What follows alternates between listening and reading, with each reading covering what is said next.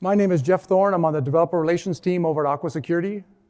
Many of you might expected to see Liz Rice today, but unfortunately due to unforeseen circumstances, it looks like you guys are going to be stuck with me. Unfortunately, Liz can't make it, but we do have several copies of her book here if anybody's interested. This is yet another great reason to partner with O'Reilly and publish a book. It is a phenomenal way to send apologies if you ever find yourself in a situation where you can't make your speaking slot at an O'Reilly event. So thanks for the books, Liz. A little bit about me. I am Canadian. I do hail from north of the border. And as a last-minute fill-in for Liz, my talk here was under conference approval. So after reviewing my presentation deck, the conference committee did mandate, and I do emphasize mandate, that I preface my slides today with a Canadian glossary to avoid any confusion.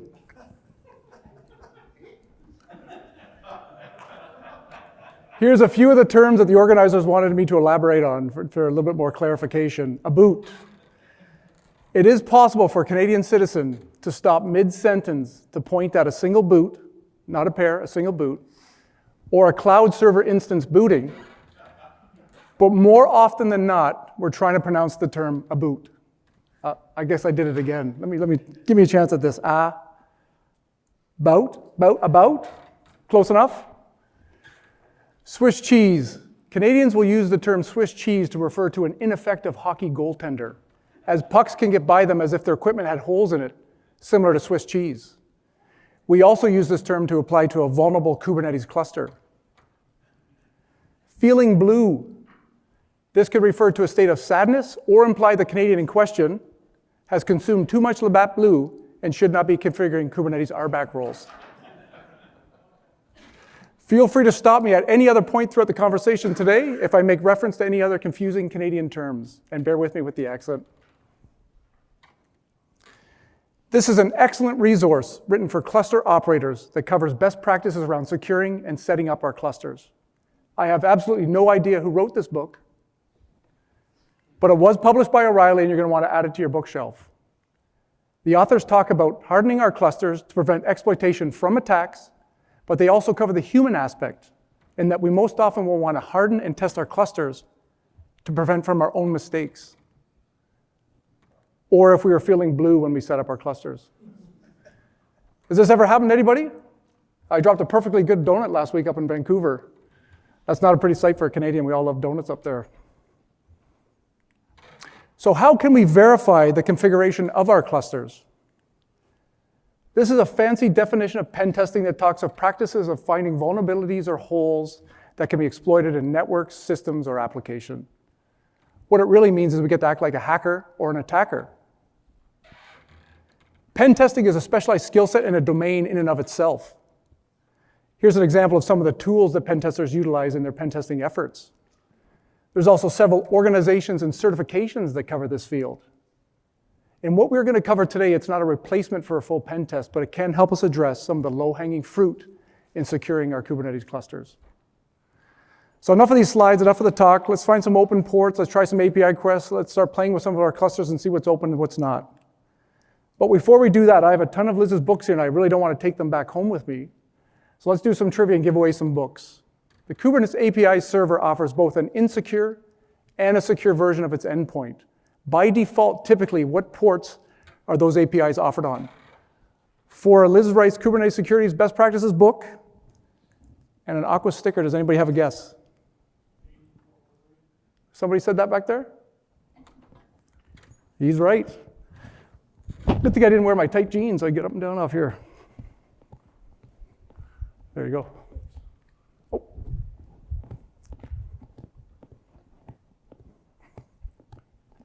The API server is offered both insecurely and securely. I have seen this left open on production clusters, if you can believe it, usually for convenience, and then someone leaves it on. Older clusters, definitely, and then obviously in test dev and staging clusters. In newer clusters, this is usually turned off. We turn it off by setting the insecure port to 0 in the kubeserve API manifest, and it's very important that we have this off because any requests we made to the insecure version of this API bypass all authentication and authorization modules in Kubernetes. So let's head over to my cluster and let's try to see if I left mine open while I was drinking some Labatt's.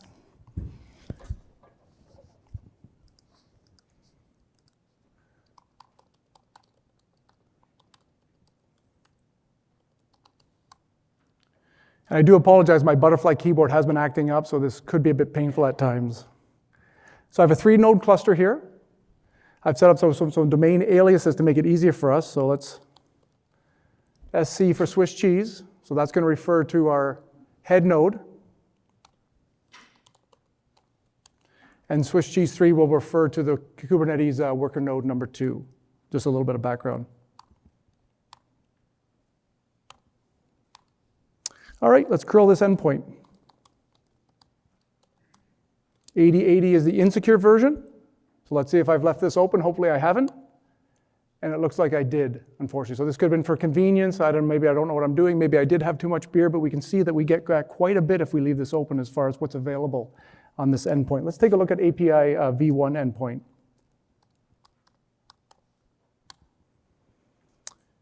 Okay, this is starting to look very interesting. I'm starting to get enumeration back of all the calls accessible by the API v1. And there's a lot of things we can do here, get information regarding containers, namespaces. There's actually portions of the API where I can send exec commands into the containers itself, get portions of the file system, run things in containers. So this can be very, very dangerous. Let's take a look at the namespaces. So here as an attacker, I'm starting to enumerate here, and I can see some very interesting things here. So it looks like there is a Postgres service running in this cluster here. So that can be very interesting and enticing for me, and a lot of other things in the cluster as well, just by looking at the namespaces in this cluster. So this next command could be a real doozy if we leave this open. So let's give this one a shot.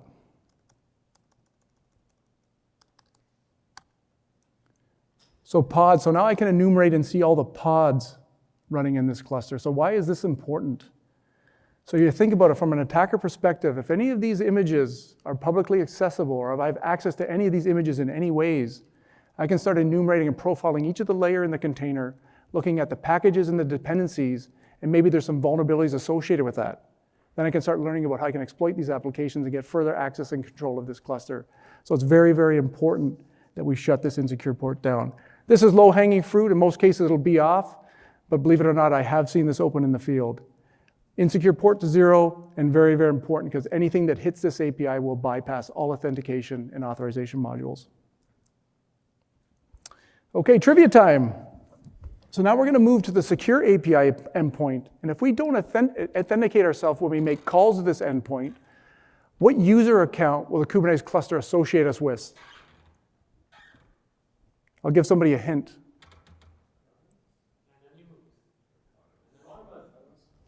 I think a couple folks had it, so I'll leave a couple books out here. It'll be hard for me to run around this quickly. You got it too there. You want me to hand them out? Yeah, appreciate the help. Thanks, Terry. It's actually called the System Anonymous Account. So if I make he's got the books for you. So if I make an API call to the secure endpoint without any sort of authentication token, I'll get lumped into this bucket.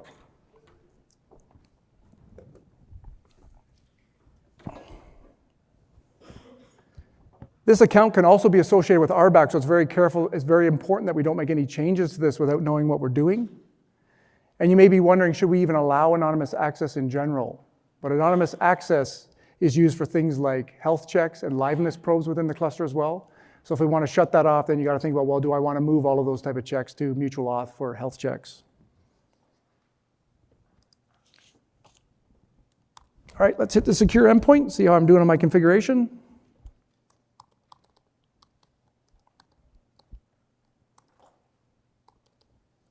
Okay, so we'll start with the basic endpoint, and we can see here it looks like maybe I wasn't drinking much blue and things are looking good here, so I didn't get access to much here.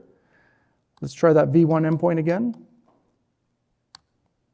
Okay, things are holding up. We'll try one more.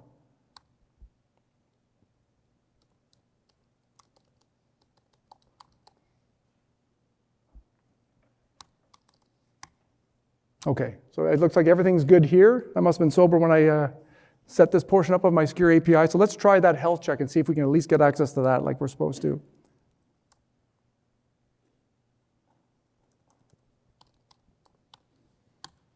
Okay, I don't know if, how is that font? I should have asked you guys. Can you see it okay, or should I bump it up?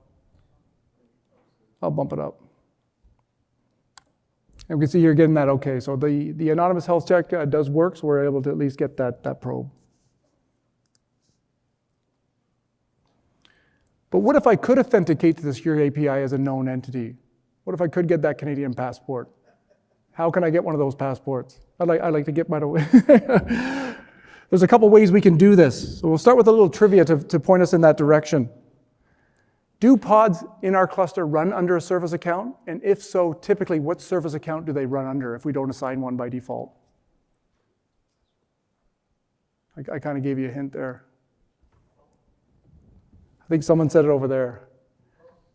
Usually the default service account for that namespace. I think 2 folks got it. One up here and one back there. Thank you, sir, my lovely assistant.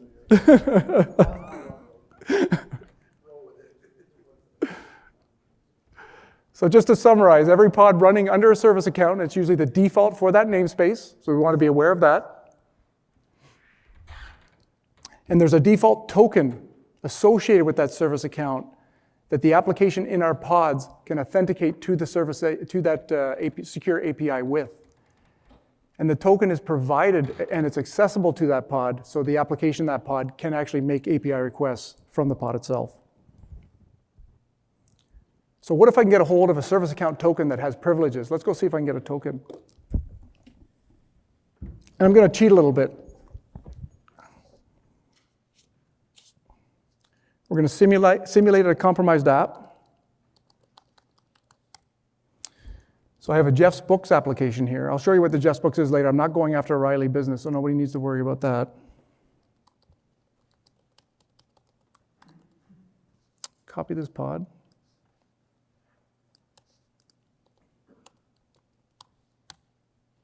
So now we have a shell into this containerized app. We didn't do any exploit here. I just simulated it, cheated a little bit. Many ways that we could do this. Now let's see if that token really exists at that file path we were talking about.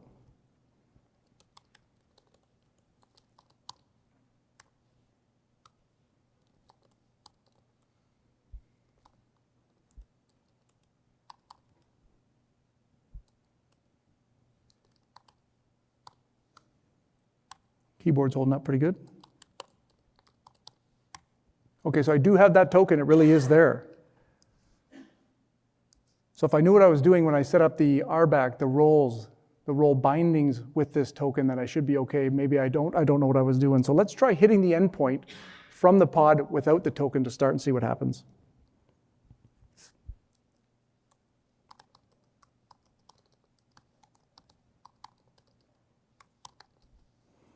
So the API is resolvable from within the pod as Kubernetes. So we can see here system anonymous, everything looks good, it's locked down. We'll try one more.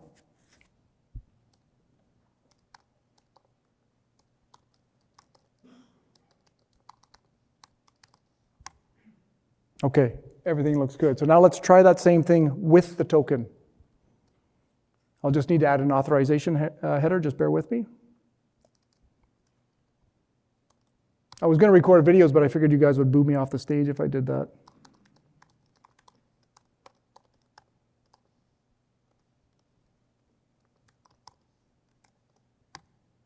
Okay, so if an attacker is able to get access, breach this application, get a hold of that token, and if we're not careful with the RBAC roles we associate with that service account, we can get access to things like this.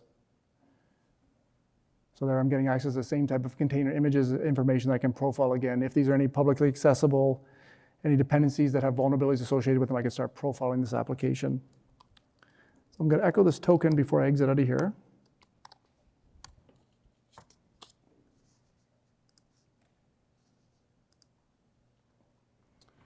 There's actually another place where we can actually access the token associated with the service account within a Kubernetes cluster. Does anyone want to hazard a guess at where we could potentially get access to this token?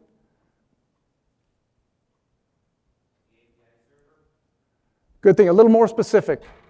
So within Kubernetes, there's names, there's pods, there's... Somebody got it. It's secret. I think there was two or three folks back there got it.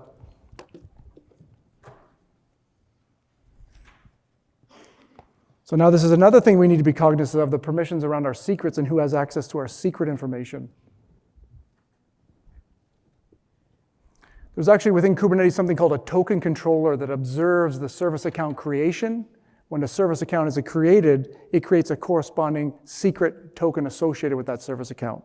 So we need to be very careful with this. So let's go and observe a secret and see if that token is actually in there.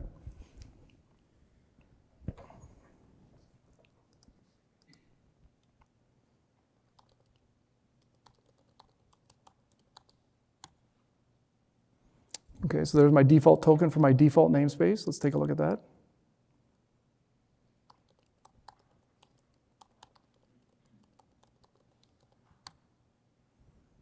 We can see here that that's the exact same token that was leveraged in the Just Books application.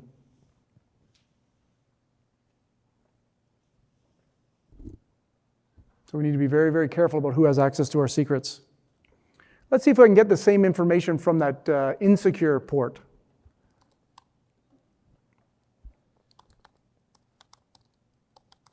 Run 8080, API v1. Namespaces usually starts most stuff for us.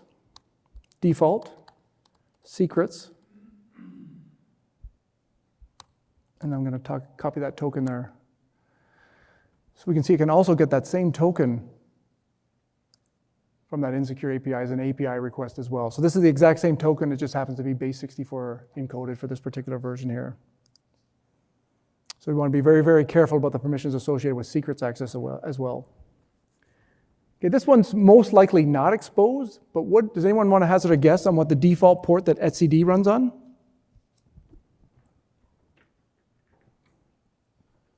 This is a very, very important API in the cluster. It provides the backend, the persistent state of our cluster. So as we get into pen testing, it's good to learn the port numbers associated with some of these services within Kubernetes. I'll give you the first two. 23. What was that? Perfect. This guy's got it. 2379.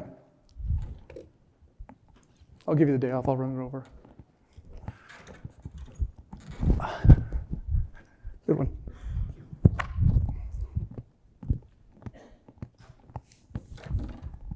Let's just go take a quick peek and see what I did with my Etsy API.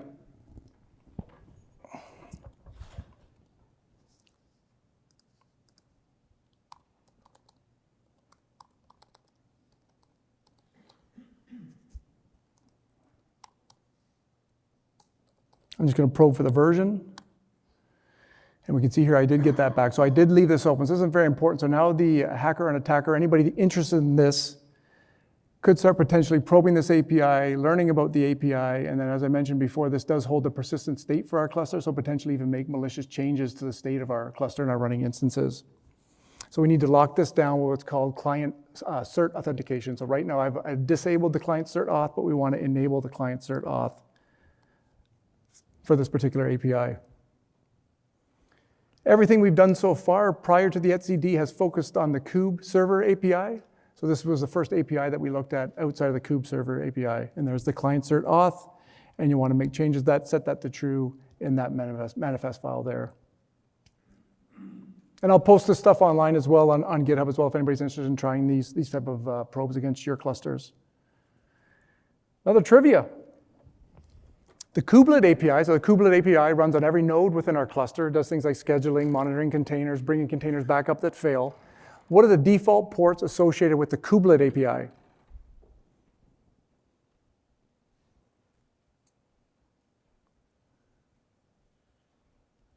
Anyone hazard a guess? 8080 and 443. Close, but no. It's 102. I'll give you 102, and then there's two more numbers.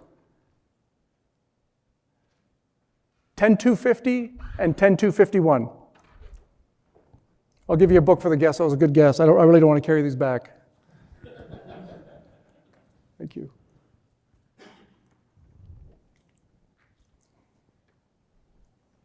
So again, this is important. This kubelet API runs on every node in our cluster, and there's API has secure and insecure versions. So let's go take a look at it.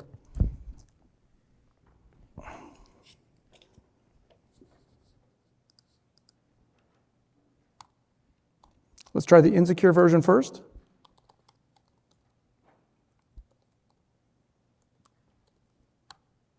Okay, we can say we got a not found, so we know at least something's listening on that port. Let's take a look at some metrics. Okay, so I am getting some stuff back, so I must have left something open around the permissions associated with the insecure. Let's try to hit the secure version with that token that we stole earlier.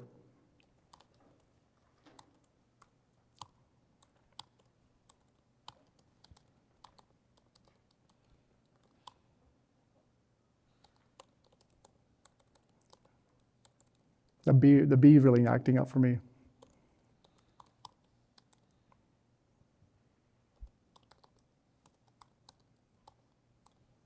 10250.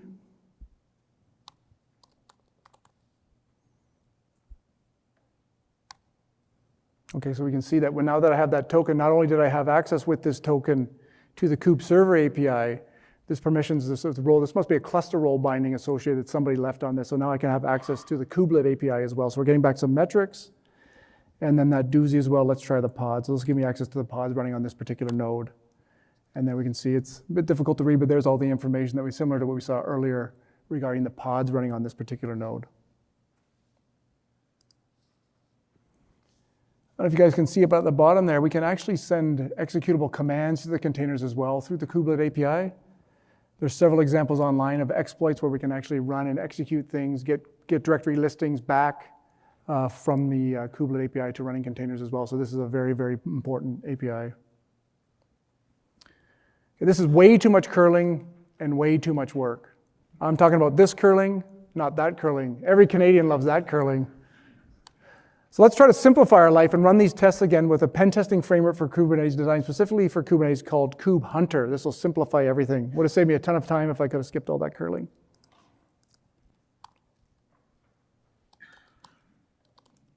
Activate my virtual environment. Any Python coders in the room? Good stuff.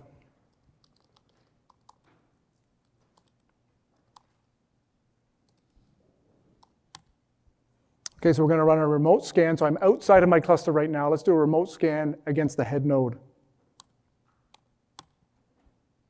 Just going to take a moment. It's going to start probing the cluster, probing that master node. And we can see here we got a bunch of stuff back. So basically we're getting all that type of information that we got back through that manually curling process. So we can see that we're able to get access to etcd. We don't want to allow that. Getting the version number, we can see a whole bunch of stuff against that insecure port. So this is a very quick way to flag low-hanging fruit. Let's close up that insecure port. We can see stuff against the kubelet API. It's going to enumerate all the services for us, all the APIs that it has access to, and a bunch of other stuff. So basically automated all those curling tests we did from outside the cluster against the Kubernetes head node. kube-hunter can also run as a pod within our cluster as well to simulate that compromised application where we gained access to that service token from within the pod and then launch requests against the API with the service token gained access to from the pod itself. So let's go and run the kube-hunter as a pod. Bump that up so you guys can see that. It runs as a batch job in Kubernetes, so I'm just going to quickly deploy this pod in our cluster, then we'll do a describe on the logs and see what it saw.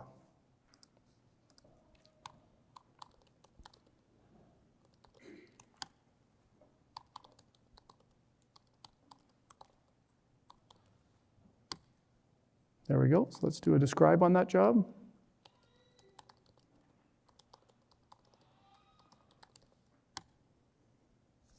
Okay, so there's the details of the job itself, and then we can see at the bottom here, here's the pod. So the results of the scan internally as a pod are available if we just do the logs on that pod.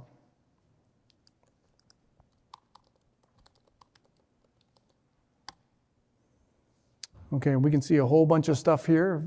It's going to enumerate everything it can, hit the APIs from the pod itself.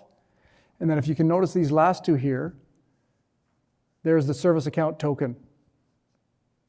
So the exact thing that we did manually to simulate the compromised app, getting access to that service account token from within the pod at that file path, kube-hunter can simulate that behavior for you. So far we've run it from outside the cluster at the master node, and we've run it as a pod from within the node. And when it runs as a pod, it runs under the privileges of the service account associated with that pod. So you're going to want to run it under various service accounts in your cluster to get a feel for the type of privileges associated to those service accounts. We can also run it internally within the cluster as well. So if I hop over to a worker node, I'll bump that up for you. Same thing again, we're just going to append the eternal flag. Oh, help if I would see what happens lately when I plug my Mac into the projector, for some reason it restarts my system. So I had to restart the services and I forgot to activate my Python virtual environment. So let's try that again. This one takes a little bit of a moment here, so it's going to start to enumerate everything that it can see from within the node itself. It just takes about 10 seconds. We can see it's seeing all the API servers that we've seen before, the kubelet server. And then we can see here the insecure endpoint, the kubelet endpoint as well, remote code execution through anonymous access to that kubelet endpoint, and a variety of enumerations as well. So very important that we run these tests not only from outside as a pod, but inside the cluster as well. So very flexible framework.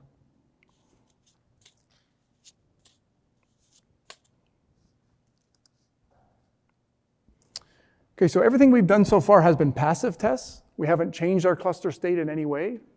kube-hunter also offers what's known as active hunters. So we're going to do things now. Can we make any state changes to the cluster itself? Can we create RBAC roles, cluster roles? Can we delete namespaces, create namespaces? It doesn't do anything malicious, but it'll just notify you if any privileges associated with those service accounts, those left open APIs, can changes be made to your cluster should someone gain access.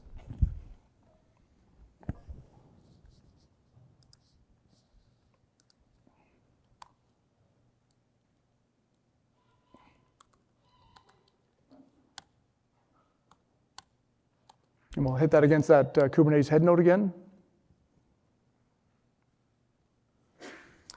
So we can see here with the service account, the RBAC roles associated with that token we got, and how I've left my APIs open, we can see that there are changes taking place.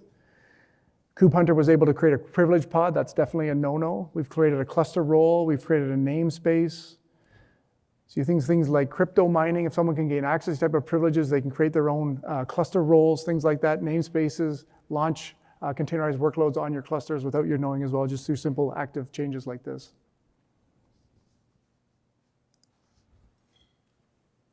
Let's take a quick look inside kube-hunter. I know we're getting close on time. For the Python folks in the room or anybody that's interested in getting into Python, we are looking for contributors, so no matter what your level is, as far as Python expertise, we welcome you to join the project. It does subscribe to what's known as an observer pattern. So you write a Python class that registers itself with an event in the framework. Anytime that event is fired, it will call your class. So for this particular case, we've created a class called port discovery, and we subscribe to the new host event. So anytime a new host is recognized within the framework, a new host event is fired, it will call the execute method on the class that we've created. This is a very simple example. So what we're going to do is every time we get that new host, the information to access that new host, we're going to loop through those ports at the top and enumerate them and make sure they're not open on that server. So very, very easy to get involved with this and writing hunters through Python classes. Now what about the future of the project and other things we can look at? We haven't talked about service mesh as well. So things are taking off such as Istio and Linkerd. Be important for us to do passive and active tests on the configuration with our service mesh as well. So this is the future of the project and we welcome help in this area as well. So let's see how my cluster is doing. Have I installed a service mesh, and is the traffic between my pods, is it encrypted over TLS? Based on what we've seen so far, my guess would be probably not. So I'll go back into the worker node 2. I'll fire up T-Shark. And I'll go to my Jeff's Books application. See, a lot of folks think that Bezos was the only Jeff in Seattle with his own online bookstore. But I actually am another Jeff in Seattle with my own online bookstore. That looks like a pretty vintage pic of Seattle, so I don't want to claim that I had the idea first, but I had the idea first. But I'm going to take a little bit of a different approach. I'm going to focus on vintage programming. I think there's going to be a reassurance in Fortran, Pascal, and COBOL. So if any of you guys have any needs, you know where to order those textbooks. So what I'm going to do now, let's try to log in. Somebody give me a password so you know I'm not making this up.